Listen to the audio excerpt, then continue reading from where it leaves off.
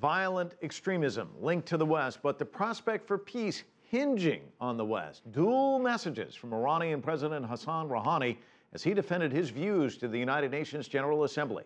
CCTV's Nathan King is following the reaction from the UN. He joins us now. Nathan?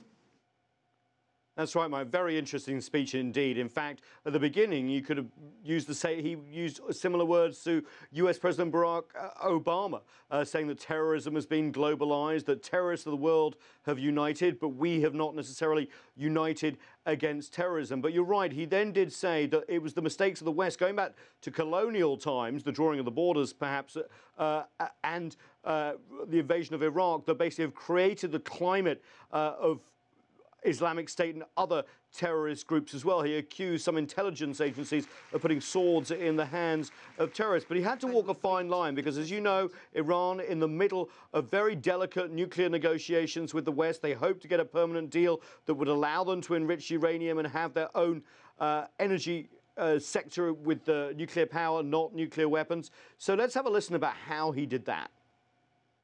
Certain intelligence agencies have put blades in the hands of madmen who now spare no one. All those who have played a role in founding and supporting these terror groups must acknowledge their errors. We are of the view that the nuclear issue could only be resolved through negotiations, and those who may think of any other solution would be committing a grave mistake in doing so. Now, strong words, but not as theatrical, perhaps, as his predecessor, Mahmoud Ahmadinejad, who, as you know, usually made the American delegation walk out, and there was no walkout with Rouhani. Let's just have a look at the difference. Here's Ahmadinejad for 2011. Who used the mysterious September 11th incident as a pretext to attack Afghanistan and Iraq, killing, injuring, and displacing millions in two countries, with the ultimate goal of bringing the extermination of the Middle East and its oil resources.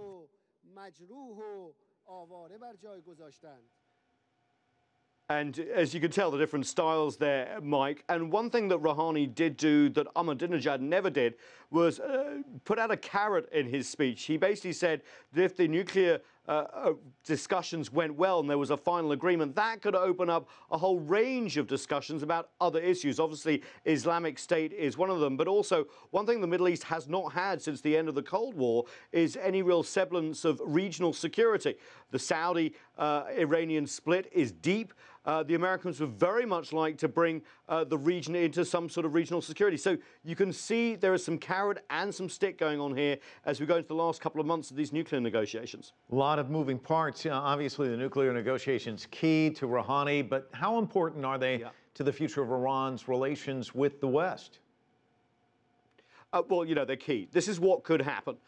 Basically, if they do not get to a deal between the end of November, two things could happen. You'll see tightening of sanctions. You'll see perhaps even pressure from Israel for military strikes. Now, some of the European countries and also Russia and China are perhaps thinking the Americans are pushing a little bit too hard on the Iranians. The whole P5+1, the permanent 5 members of the Security Council plus Germany, that whole mechanism that has kept Iran in check with sanctions may start to fall apart. Remember, we've had all these reports of businesses flying to Tehran on the hope that these sanctions are lifted and they can do business again. So we could see that. Or we could see the Americans and the Israelis taking some steps towards military action. The smart money is on even if these negotiations do not bear fruit before the end of November, there'll be some mechanism to keep them going for another 6 or 12 months as well. We'll keep our eye on it. Nathan King, live for us at the UN. Thank you.